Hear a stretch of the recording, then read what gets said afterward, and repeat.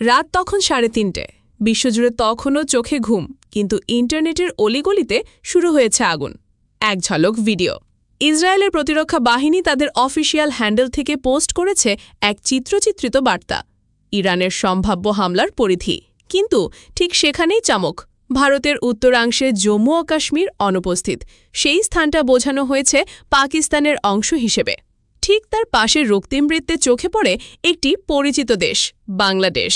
ঘুম ভাঙল দক্ষিণ এশিয়ার, আর সঙ্গে সঙ্গে জেগে উঠল প্রশ্ন, উত্তেজনা আর সন্দেহের আগুন। মানচিত্র কখনো নিরপেক্ষ হয় না, এই পুরনো কথাটি যেন আবার সত্যি করে দিল ইসরায়েল। ভিডিওটি মূলত ছিল ইরানকে ঘিরে সম্ভাব্য মিসাইল হামলার পরিধি ব্যাখ্যা করার জন্য। তাতে সৌদি আরব, তুরস্ক, ভারত, চীন, রাশিয়ার মতো দেশও ছিল, কারণ এই দেশগুলোর দিকে ক্ষেপণাস্ত্র ছুটে যেতে পারে। এমনটাই বার্তা চিত্রিত করতে চেয়েছিল তেল আবিব, কিন্তু সেটির চেয়েও বড় বার্তা ছিল অপ্রত্যক্ষ।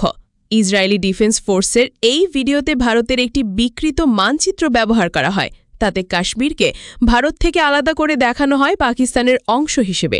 এই মুহূর্তে যে ভারত প্রকাশ্যে ইসরায়েলকে সমর্থন জানিয়ে এসেছে গাজায় হামাস বিরোধী অভিযানে, সেই ভারতই ঢুকল কূটনৈতিক অভ্যর্থনায়। ভিডিও সামনে আসার পরপরই ভারতীয় সোশ্যাল মিডিয়ায় ছড়িয়ে পড়ে ক্ষোভ। একের পর এক পোস্টে কটাক্ষ, ব্যঙ্গ আর চরম অসন্তোষ বন্ধু ইসরায়েলের বিরুদ্ধে। ভারতের দক্ষিণপন্থী handle Indian right wing community সরাসরি প্রশ্ন তোলে, জম্মু ও কাশ্মীর ভারতের মুকুট, আপনি আমাদের মানচিত্র বদলে দিলে বন্ধুত্বের মানে কি? ইসরায়েল পরবর্তীতে ক্ষমা চেয়ে জানায়, মানচিত্রটি অলঙ্করণ মাত্র, সীমানা সঠিকভাবে দেখানো হয়নি। কিন্তু দেরিতে বলা সেই কথা আর নরম করেনি ক্ষোভের তীব্রতা। আর বাংলাদেশকে ঝুঁকিপূর্ণ দেশের তালিকায় দেখানো হয়েছে, যেখানে ইরানি ক্ষেপণাস্ত্র পৌঁছাতে পারে। এর মানে দাঁড়ায়, ইসরায়েলের চোখে বাংলাদেশ ইরানের সাপ্লাই চেইনের অংশ হতে পারে, অথবা অন্তত এমন ভৌগোলিক অবস্থানে রয়েছে যা নিয়ে উদ্বেগের কারণ আছে। নতুন করে প্রশ্ন উঠছে, ইসরায়েলের কাছে বাংলাদেশ কেন গুরুত্বপূর্ণ? কেনই বা এই অঞ্চলের টানটান নজর? তেল আবিবের এই ভিডিও আসলে শুধু সামরিক হুঁশিয়ারি নয়, বরং একটি রাজনৈতিক বার্তাও। যেমন কেউ কেউ বলছেন, এই মানচিত্র দিয়ে এক ঢিলে বহু পাখি মারতে চেয়েছে ইসরায়েল। একদিকে ইরানের হুমকি বোঝাতে দিয়ে দক্ষিণ এশিয়াকে একত্রিত করা, অন্যদিকে ভারতের উপর চাপ সৃষ্টি করা যেন ভারত আর না থাকতে পারে নিরপেক্ষ অবস্থানে। দ্বিতীয়ত, এই ভিডিওর মাধ্যমে এক প্রকার সতর্ক বার্তা ছুড়ে দেওয়া হয়েছে চীন, রাশিয়ার কৌশলগত বলয়ের দিকে ঝুলে থাকা দেশগুলোকে। পাকিস্তান, বাংলাদেশ, এমনকি আফগানিস্তান, এই দেশগুলো যে ভবিষ্যতে ইরান বা চীনের পক্ষ নিতে পারে, সেই সম্ভাবনাকে সামনে রেখেই এমন এক মানচিত্রের অবতারণা। বার্নি স্যান্ডার্সের মতো মার্কিন রাজনৈতিক যেখানে ইসরায়েলকে সরাসরি যুদ্ধবাজ আখ্যা দিয়েছেন, সেখানে দক্ষিণ এশিয়ার দেশগুলোকেও যে ঘোর পথে বিব্রত করা হচ্ছে, সেটা আর নতুন কিছু নয়। কিন্তু কেন এমন সময়ে এই ভিডিও প্রকাশ? বিশ্লেষকরা বলছেন, ইরানের সাথে চলমান যুদ্ধকে কেন্দ্র করে মুসলিম দেশগুলোর প্রতিক্রিয়া পর্যবেক্ষণ করছে ইসরায়েল। যে দেশগুলো মুখে নিরপেক্ষ, তাদেরও একটা ঘরনায় ফেলতে চাইছে তারা, যারা ভবিষ্যতে হুমকি হয়ে উঠতে পারে। এভাবেই ভূ রাজনৈতিক মানচিত্রে কাগজে কাগজে তৈরি হয় সম্ভাব্য ফ্রন্টলাইন। ইরান ও বাংলাদেশের মধ্যে সরাসরি কোনো সামরিক জোট নেই, তবে বাংলাদেশের ভৌগোলিক অবস্থান, সমুদ্রবন্দর ও মুসলিম সংখ্যাগরিষ্ঠ চরিত্র, এই তিনটি বিষয় ইসরায়েলের নজরে থাকতে পারে।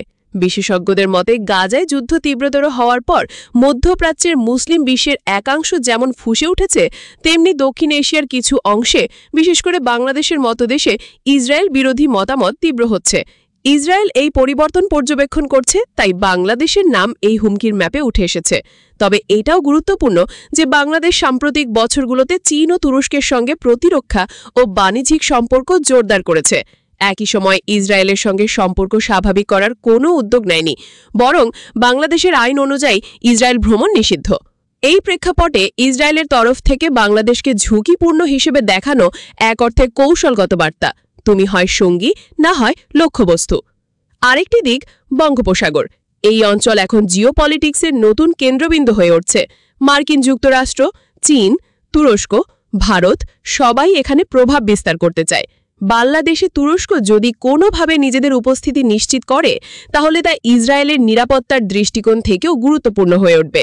ভারতের সরকার এখনো পর্যন্ত এই ইসরায়েলি ভিডিওর বিষয়ে কোনো আনুষ্ঠানিক প্রতিক্রিয়া জানায়নি, তবে রাজনৈতিক ও সংবাদ মাধ্যমে ক্ষোভ প্রবণ। বিরোধীরা বলছে, এই হলো কূটনৈতিক বন্ধুত্বের ফল। বাংলাদেশ সরকারের তরফেও কোনো আনুষ্ঠানিক বিবৃতি আসেনি, কিন্তু বিশেষজ্ঞরা বলছেন ঢাকায় এই ইসরায়েলি ভিডিও নিয়ে নীরব উদ্বেগ রয়েছে। বিষয়টি এখন পর্যবেক্ষণে রাখা হয়েছে। একটি ভিডিও, একটি মানচিত্র, কিছু সীমারেখা। বিশ্বে কূটনীতি অনেক সময় রাইফেল দিয়ে নয়, রং তুলি দিয়ে খেলা হয়।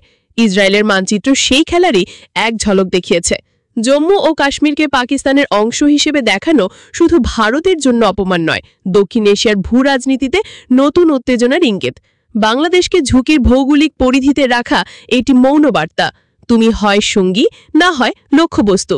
এই মানচিত্র হয়তো সরিয়ে নেওয়া হয়েছে, কিন্তু মনে গেঁথে গেছে প্রশ্ন, কে কার বন্ধু আর কে কবে শত্রু হয়ে উঠবে?